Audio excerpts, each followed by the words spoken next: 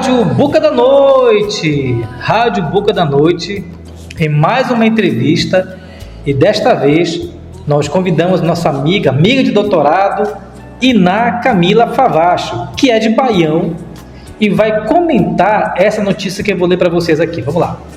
Ministério Público Federal recomenda a suspensão de licença para obras de hidrovia no Pará até que irregularidades sejam resolvidas.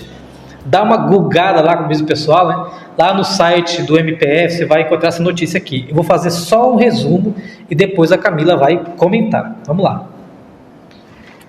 O Ministério Público Federal recomendou ao Instituto Brasileiro do Meio Ambiente e dos Recursos Naturais Renováveis, o IBAMA, e essa notícia aqui é bom lembrar, é do dia 9 de março de 2023. O MPF recomendou ao IBAMA que suspenda a licença prévia de uma obra em hidrovia no Pará até que diversas irregularidades sejam resolvidas. Entre elas, várias classificadas como graves pelo próprio IBAMA. A licença apontada pelo MPF como irregular, ela foi concedida pelo IBAMA ao Departamento Nacional de Infraestrutura de Transporte, que é o DENIT, né? Isso em 2022, para a obra de aumento da navegabilidade da hidrovia Tocantins-Araguaia, ou como a gente conhece, hidrovia Araguaia-Tocantins, em períodos de seca. As obras são de remoção ou destruição de pedras submersas, que é muito conhecido na região como o Pedral do Lourenço, né? Muito conhecido como Pedral do Lourenço, e se pretende fazer essa destruição, além da retirada de bancos de areia no curso do rio. E olha só, na verdade, escutem só, algumas medidas, né? Algumas recomendações que o MPF fez. Vamos lá, eu vou ler as 4 ou 5 primeiras. 1. Seja realizada a consulta prévia, livre e informada das comunidades ribeirinhas atingidas pelo empreendimento, garantindo-se que tal consulta seja realizada de boa fé. 2. Os ribeirinhos sejam adequadamente informados sobre o empreendimento.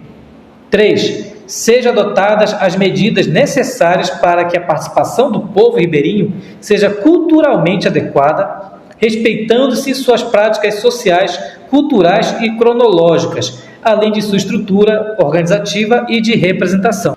4. A consulta seja levada em consideração na tomada de qualquer decisão no âmbito do licenciamento ambiental. 5. Sejam apontados no projeto da via navegável os pontos das atividades pesqueiras fixas realizadas pelos ribeirinhos, como gaiolas de piscicultura, pontos favoráveis à colocação de rede de pesca, entre outros, interceptados ou não pela diretriz do canal de navegação. Existem outras recomendações aqui, eu fiz apenas um resumo, e se você quiser saber mais, vai lá no site do MPF e busca aqui essa notícia para que você saiba que existem outras recomendações. E lembrando que recomendações são instrumentos do Ministério Público que servem para alertar agentes públicos sobre a necessidade de providências para resolver uma situação irregular ou que possa levar a alguma irregularidade. O não acatamento infundado de uma recomendação ou a insuficiência dos fundamentos apresentados para não acatá-la total ou parcialmente pode levar o Ministério Público a adotar medidas judiciais cabíveis. Agora com vocês, Iná Camila, que vai fazer um balanço, uma análise dessa notícia aqui, veiculada no site do MPF. Camila? Olá, pessoal do Rádio Boca da Noite. Assubarão é... Assubarão, peraí. O que é assubarão? Bom, assu é... Assu grande, abortado, grande quantidade. Barão é um modo de tratamento que é próprio da cidade de Baião. A gente se trata de barão, assim como em Cametá nós temos o sumano, aqui em Belém nós temos o maninho e maninha, e em Baião e a Fuá tem todo mundo é barão. A Fuá é suprima. Ainda tem esse e então o Baião é? Baião é barão. Em Baião todo mundo é barão. Muito bem. Carlos, como tu já tens uma experiência sobre consulta prévia, eu gostaria de devolver para ti a pergunta. Égua! Nessa primeira recomendação feita do MPF, que seja realizada consulta prévia, livre e informada das comunidades ribeirinhas atingidas pelo empreendimento, garantindo-se que tal consulta seja realizada de boa fé.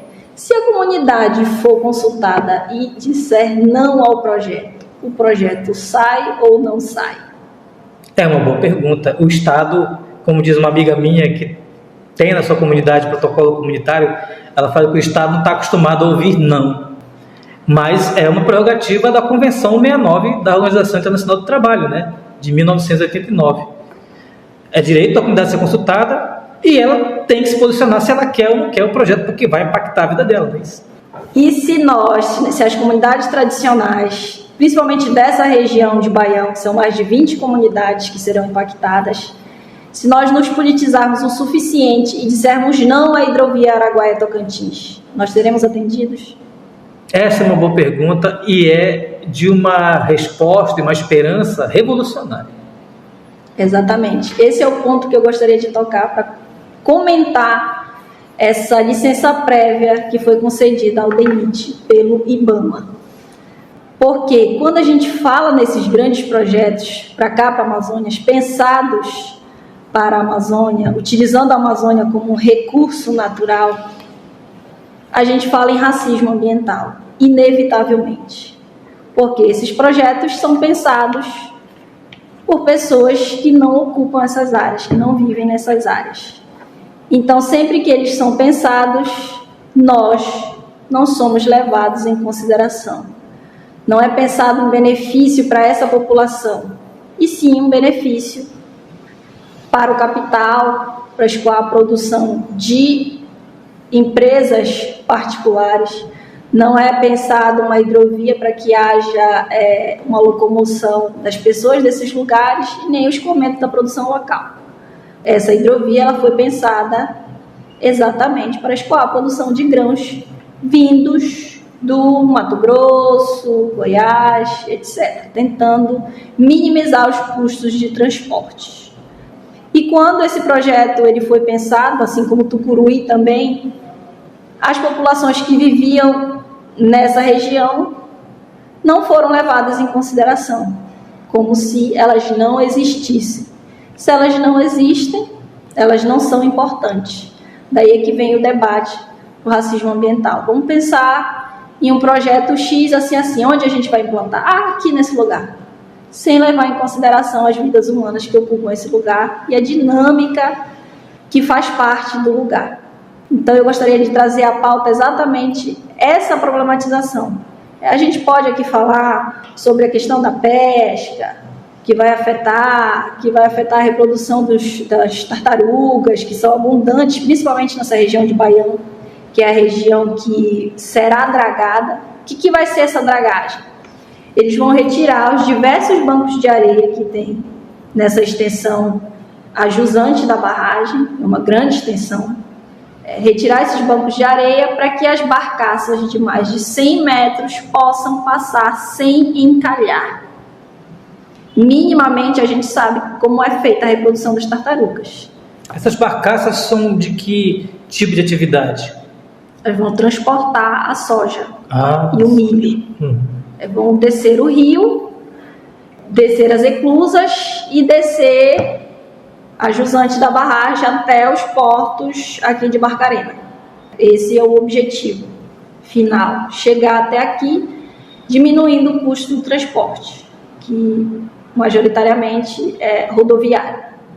E aí é que vai a questão, o levantamento. Será que esse custo nos transportes ele é tão mais barato por via hidrográfica?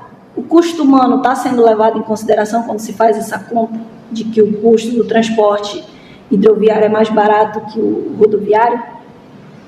Eu acredito que não, que nós não somos levados em consideração nessa conta.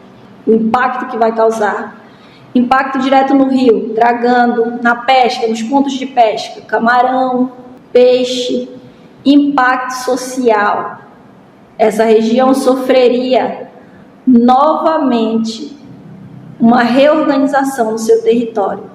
nos moldes do que aconteceu com Tucuruí. Nós já sofremos esse impacto na região. E Belo Monte agora, né? Belo Monte sofreu, mas a minha questão aqui ela é mais profunda, que esse impacto ele é acumulativo nessa mesma região.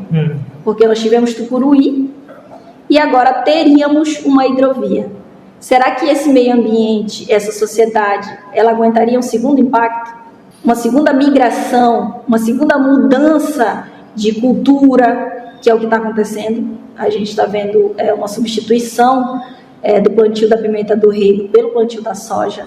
Com toda a carga, nessa região. E com toda a carga que tem de agrotóxicos, né? Exatamente, com todas essas problemáticas. Reorganização espacial, novo fluxo migratório para a região, que já houve lá no passado, certo? Essas dragagens, elas serão constantes, porque como a barragem, ela é artificial, o fluxo de água ela é artificial, esses bancos de areia eles se movem conforme as comportas abrem e fecham da hidrelétrica. Então a areia vai descendo e vão formando novos bancos de areia. Então esses bancos de areia vão se formando e eles dão a necessidade de ser dragado novamente.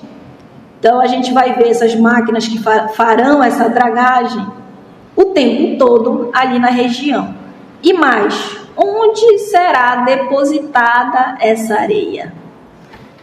Nas encostas? Lembrando que essa região de Baião, ela sofre uma erosão natural, que é uma área alta, se comparada aqui à parte do estuário amazônico, são 30 metros de altura, e imagina tudo isso em funcionamento, a barragem funcionando, essa sinergia, a barragem funcionando, a hidrovia a todo vapor, que inclusive funcionaria durante o dia e a noite, existe essa possibilidade, o impacto que seria dessa maré nesses barrancos que já caem naturalmente, essa erosão. Também o impacto que causaria na pesca, nos pontos de pesca. A gente sabe que no Lago de Tucuruí há um depósito de produtos provenientes de mineração. O que vai acontecer? Implodindo o Pedral do Lourenço, ou seja, dinamitando todas essas pedras para possibilitar a passagem das barcaças, seria levantado do fundo esses contaminantes e desceriam o rio, justamente para a área onde está localizado o Baião, onde tem área de pesca. Então a pesca nos interiores do camarão seria afetada por esses contaminantes, a pesca dos peixes, criação de gado que a população tradicional realiza nas ilhas, que as ilhas de Baião, além das praias, também existe o pasto natural. E esse pasto natural ele é aproveitado pelas populações tradicionais que criam algumas cabeças de gado. O boi-poca, que eles chamam, que é o boi que cisca. Aquele boi caipira que come o pasto natural, come o murumuru, come as frutas que estão disponíveis na ilha e o que a maré traz. Então, esse gado também seria contaminado. Também temos cacau de várzea, nas comunidades principalmente de Engenho e de Marariá. Certamente esses contaminantes seriam contaminadores desse cacau, um cacau inclusive plantado pela população tradicional do Engenho e do Marariá, e é um cacau proveniente da agricultura familiar e agroecológico. Então são em vários aspectos essa hidrovia ela afetaria principalmente essa região, que é a região que eu estou estudando. Eu sou de Baião, da comunidade do Limão. Essa complexidade proveniente desses grandes projetos que eu me proponho a estudar, essa complexidade da formação e reorganização desse território da cidade de Baião, essa reorganização também das culturas, essa mudança nas culturas. A gente passa de uma agricultura da mandioca, do cacau, passa para uma agricultura da pimenta do reino, que consegue acompanhar esse modo de vida que é por safra das populações tradicionais, da agricultura familiar da região, e agora a implantação da soja e do dendê, que são agriculturas que essas populações elas não estão acostumadas a trabalhar, e é uma cultura que não é de safra, ela é intermitente. Então não possibilita, por exemplo, que o homem do campo, o camponês, ele tenha outras atividades além dessas, ocupando também uma área muito maior do que a pimenta do reino ocupa na região. Então, aumentando também o desmatamento dessas áreas e ocupando territórios que ainda não foram titulados. Apesar de nós termos mais de 20 comunidades tradicionais, poucos são esses territórios que foram titulados. Então, nós temos aí um avanço da soja e do milho sobre esses territórios, um avanço do capital e uma diminuição da agricultura familiar, da disponibilidade dos produtos provenientes da agricultura familiar. Esses grandes projetos, eles não foram pensados para essa dinâmica e para essas populações que vivem nessa área tradicionalmente há mais de 200 anos. Baião era uma sesmaria e com Tucuruí, o que se prometeu na época é que seria um avanço econômico, etc., todo esse papo, né, quando fala assim, em grandes projetos para a Amazônia, Baião continua sendo um município de pouca importância econômica, com uma infraestrutura precária, né, com o IDH também, né, que não avançou. Então, a gente já consegue fazer uma análise como esses grandes projetos eles realmente se traduzem em benefícios sociais para a população. Né? Tucuruí não se traduziu. Nós temos escolas nos interiores de Baião, nas comunidades, muitas escolas não funcionam. Por quê? Não existe saneamento, não tem estrada. Então, é muito mais complexo do que apenas compensar essas comunidades. E aí eu retorno à pergunta: se nós dissermos não, seremos ouvidos? Não queremos compensação. É exatamente esse o ponto. Muito bem. Falamos com Iná Camila, que apresentou a sua análise sobre o projeto da hidrovia Araguaia-Tocantins e tudo que esse projeto traz para a região novamente, né? Já deixou muito bem explícito para a gente. E agora, palavras finais, Camila. Só uma questão também que eu gostaria de abordar é a ausência de uma legislação que trate justamente desses impactos cumulativos. Para áreas que já foram afetadas anteriormente, um estudo de impacto ambiental deveria ser muito mais sério. Deveria abordar muito mais profundo, né? Muito mais profundo, a sinergia entre os projetos, porque uma coisa é Tucuruí funcionando, outra coisa é Tucuruí e hidrovia funcionando. Isso precisa ser muito bem estudado, então teria que ser muito mais profundo. E essa licença prévia, para a gente foi uma surpresa, porque o próprio IBAMA tinha feito recomendações anteriormente, que justamente eram essas falhas que são apontadas pelo MPF agora. Aos moldes de Tucuruí, como foi Tucuruí, eles estão fazendo agora o estudo de impacto ambiental da hidrovia, ou seja, sem levar em consideração a consulta prévia, sem identificar os pontos de pesca, igualzinho como foi. Então, 2023, quase não, 40 anos após Tucuruí, eles ainda cometem os mesmos erros. Estranhos. Não evoluímos. Não evoluímos. E piti.